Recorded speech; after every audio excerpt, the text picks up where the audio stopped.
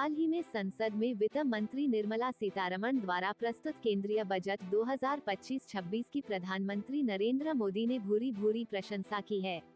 उन्होंने इस बजट को 140 करोड़ भारतीयों की आकांक्षाओं को पूरा करने वाला बताया और कहा कि यह प्रत्येक नागरिक के सपनों को साकार करने में सहायक होगा। प्रधानमंत्री ने इसे जनता का बजट करार देते हुए कहा कि यह बचत, निवेश, उपभोग और विकास को बढ़ावा देगा। प्रधानमंत्री मोदी ने बजट की विशेषताओं पर प्रकाश डालते हुए कहा कि यह बजट सरकारी खजाना भरने के बजाय नागरिकों की जेब भरने पर केंद्रित है। उन्होंने कहा, आमतौर पर बजट का फोकस इस बात पर रहता है कि सरकार का खजाना कैसे भरेगा, लेकिन ये बजट उससे बिल्कुल उल्टा है। ये बजट देश के नागरिकों की जेब कैसे भरेगी, देश के नागरिकों की बचत कैसे बढ़ेगी और देश के नागरिक विकास के भागीदार कैसे बनेंगे, इसकी एक मजबूत नींव रखता है। प्रधानमंत्री ने बजट में किए गए सुधारों की सराहना की, विशेष रूप से परमाणु ऊर्जा क्षेत्र में निजी क्षेत्र को प्रोत्साहित करने के निर्णय को ऐतिहासिक बताया। उन्होंने कहा कि इससे सिविल न्यूक्लियर एनर्जी का देश के विकास में बड़ा योगदान सुनिश्चित होगा। इसके अलावा उन्होंने शिप बिल्डिंग को इंफ्रास्ट्रक्चर का दर्जा देने के फैसले को रोजगार सृजन और आत्मनिर्भर भारत अभियान के लिए महत्वपूर्ण बताया। प्रधानमंत्री ने पर्यटन क्षेत्र के विकास के लिए बजट में किए गए प्रावधानों की भी प्रशंसा की। उन्होंने कहा कि 50 प्रमुख पर्यटन स्थलों के विकास के लिए होटल निर्माण को इंफ्रास्ट्रक्चर के दायरे में लाने से हॉस्पिटैलिटी सेक्टर को बढ़ावा मिलेगा, जिससे रोजगार के अवसर बढ़ेंगे। कृषि क्षेत्र के लिए बजट में की गई घोषणाओं पर प्रधानमंत्री ने कहा कि पीएम धन धान्य कृषि योजना के तहत 100 जिलों में सिंचाई और इंफ्रास्ट्रक्चर का विकास होगा, जिससे किसानों को लाभ मिलेगा। किसान क्रेडिट कार्ड की लिमिट बढ़ाकर 5 लाख रुपए करने से उन्हें अधिक वित्तीय सहायता प्राप्त होगी। मध्यम वर्ग के लिए बजट में किए गए प्रावधानों की सराहना करते हुए प्रधानमंत्री ने कहा कि 12 लाख रुपए तक की आय को टैक्स मुक्त कर दिया गया है, जिससे नौकरी पेशा और मध्यम वर्ग के लोगों को बड़ा लाभ होगा। उन्होंने कहा, सभी आय वर्ग के लोगों के लिए टैक्स में भी कमी की गई है। इसका बहुत बड़ा फायदा हमारे मिडिल क्लास को, नौकरी पेशा करने वाले जिनकी आय बंधी हुई है, ऐसे लोगों को मिडिल क्लास को इससे बहुत बड़ा लाभ होने वाला है। प्रधानमंत्री ने मैन्युफैक्चरिंग सेक्टर पर बजट के 360 डिग्री फोकस की प्रशंसा की, जिससे उद्यमियों, एमएसएमई और छोटे व्यवसायों को मजबूती मिलेगी और नए रोजगार के अवसर पैदा होंगे। उन्होंने कहा कि नेशनल मैन्युफैक्चरिंग मिशन से लेकर cleantech, leather, footwear, toy industry जैसे अनेक सेक्टर्स को विशेष समर्थन दिया गया है, ताकि भारतीय उत्पाद वैश्विक बाजार में अपनी पहचान बना सकें। प्रधानमंत्री ने राज्यों में निवेश के प्रतिस्पर्धी माहौल को बढ़ावा देने के लिए बजट में किए गए प्रावधानों की भी सराहना की। उन्होंने कहा कि एमएसएमई और स्टार्टअप्स के लिए क्रेडिट गारंटी को दोगुना करने की घोषणा से नए उद्यमियों को लाभ मिलेगा। इसके अलावा एससी, एसटी और महिला उद्यमियों के लिए बिना गारंटी के 2 करोड़ रुपए तक के लोन की योजना लाई गई है, जिससे उन्हें अपने व्यवसाय को बढ़ाने में मदद मिलेगी। गिग वर्कर्स के लिए बजट में की गई घोषणाओं पर प्रधानमंत्री ने कहा कि पहली बार गिग वर्कर्स का ई-श्रम पोर्टल पर रजिस्ट्रेशन किया जाएगा, जिससे उन्हें स्वास्थ्य सेवाओं और अन्य सामाजिक सुरक्षा योजनाओं का लाभ मिलेगा। उन्होंने इसे श्रमेव जयते के प्रति सरकार की प्रतिबद्धता का प्रतीक बताया। प्रधानमंत्री ने बजट में किए गए अन्य सुधारों की भी प्रशंसा की, जैसे रेगुलेटरी रिफॉर्म्स, फाइनेंशियल रिफॉर्म्स और जन विश्वास 2.0 जैसे कदम, जो न्यूनतम सरकार और विश्वास आधारित शासन के प्रति सरकार की प्रतिबद्धता को दर्शाते हैं। उन्होंने कहा कि यह बजट न केवल देश की वर्तमान आवश्यकताओं को ध्यान में रखता है, बल्कि भविष्य की तैयारी में भी मदद करता है। अंत में प्रधानमंत्री ने वित्त मंत्री निर्मला सीतारमण और उनकी पूरी टीम को इस जनता के बजट के लिए बधाई दी और कहा कि यह बजट भारत के विकास यात्रा में एक महत्वपूर्ण मील का पत्थर साबित होगा। आइए जानते हैं प्रधानमंत्री ने अपने भाषण में क्या कहा। आज भारत की विकास यात्रा का एक महत्वपूर्ण पड़ाव है। ये 140 करोड़ भारतीयों की आकांक्षाओं का बजट है। ये हर भारतीय के सपनों को पूरा करने वाला बजट है। हमने कई सेक्टर्स युवाओं के लिए खोल दिए हैं। सामान्य नागरिक विकसित भारत के मिशन को ड्राइव करने वाला है। ये बजट एक फोर्स मल्टीप्लायर है। यह बजट सेविंग्स को बढ़ाएगा, इन्वेस्टमेंट को बढ़ाएगा, कंजम्पशन को बढ़ाएगा और ग्रोथ को भी तेजी से बढ़ाएगा।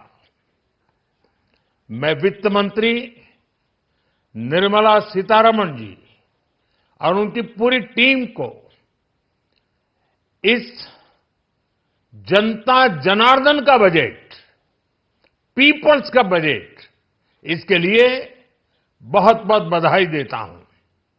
साथियों, आमतौर पर बजट का फोकस इस बात पर रहता है कि सरकार का खजाना कैसे भरेगा, लेकिन ये बजट उससे बिल्कुल उल्टा है। लेकिन ये बजट देश के नागरिकों की जेब कैसे भरेगी, देश के नागरिकों की बचत कैसे बढ़ेगी और देश के नागरिक विकास के भागीदार कैसे बनेंगे, ये बजट इसकी एक बहुत मजबूत नींव रखता है। साथियों, इस बजट में रिफॉर्म की दिशा में महत्वपूर्ण कदम उठाए गए हैं। न्यूक्लियर एनर्जी में प्राइवेट सेक्टर को बढ़ावा देने का निर्णय बहुत ही ऐतिहासिक है। ये आने वाले समय में सिविल न्यूक्लियर एनर्जी का बड़ा योगदान देश के विकास में सुनिश्चित करेगा। बजट में रोजगार के सभी क्षेत्रों को हर प्रकार से प्राथमिकता दी गई है। लेकिन मैं दो चीजों पर ध्यान आकर्षित करना चाहूंगा। उन रिफॉर्म्स की मैं चर्चा करना चाहूंगा जो आने वाले समय में बहुत बड़ा परिवर्तन लाने वाले हैं। एक, इंफ्रास्ट्रक्चर स्टेटस देने के कारण भारत में बड़े शिप्स के निर्माण को बढ़ावा मिलेगा, आत्मनिर्भर भारत अभियान को गति मिलेगी। और हम सब जानते हैं कि शिप बिल्डिंग ये सर्वाधिक रोजगार देने वाला क्षेत्र है। उसी प्रकार से देश में टूरिज्म के लिए बहुत संभावना है। महत्वपूर्ण 50 टूरिस्ट डेस्टिनेशन, वहां पर जो होटल्स बनाएंगे, उस होटल को पहली बार इंफ्रास्ट्रक्चर के दायरे में लाकर टूरिज्म पर बहुत बल दिया है। इससे हॉस्पिटैलिटी सेक्टर को, जो रोजगार का बहुत बड़ा क्षेत्र है, और टूरिज्म जो रोजगार का सबसे बड़ा क्षेत्र है, एक प्रकार से चारों तरफ रोजगार के अवसर पैदा करने वाला एक क्षेत्र को ऊर्जा देने वाला काम करेगा। आज देश विकास भी, विरासत भी इस मंत्र को लेकर चल रहा है। इस बजट में भी इसके लिए भी बहुत महत्वपूर्ण और ठोस कदम उठाए गए हैं। 1 करोड़ पांडुलिपियों के लिए संरक्षण के लिए, मैन्युस्क्रिप्ट के लिए ज्ञान भारतम मिशन लॉन्च किया गया है। साथ ही भारतीय ज्ञान परंपरा से प्रेरित एक नेशनल डिजिटल रिपोजिटरी बनाई जाएगी। यानी टेक्नोलॉजी का भरपूर उपयोग किया जाएगा और हमारा जो परंपरागत ज्ञान है उसमें से अमृत निचोड़ने का भी काम होगा। साथियों, बजट में किसानों के लिए जो घोषणा हुई है वो कृषि क्षेत्र और समूची ग्रामीण अर्थव्यवस्था में नई क्रांति का आधार बनेगी।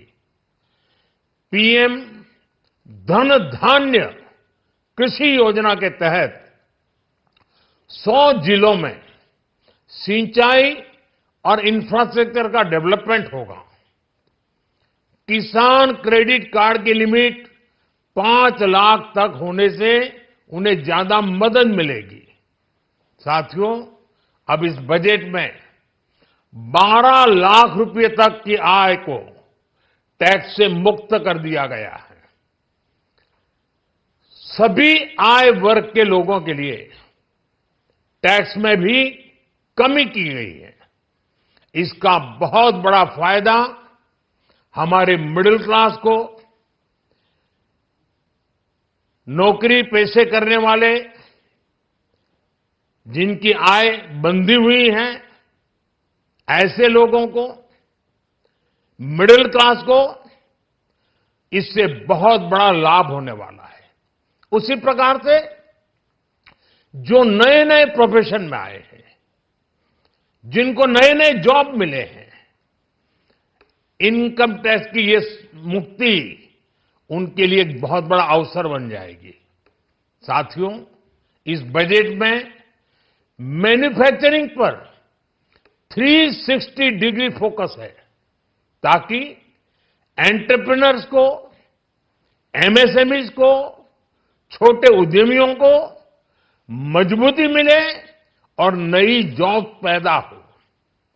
नेशनल मैन्युफैक्चरिंग मिशन से लेकर clean tech, leather, footwear, toy industry जैसे अनेक सेक्टर्स को विशेष समर्थन दिया गया है।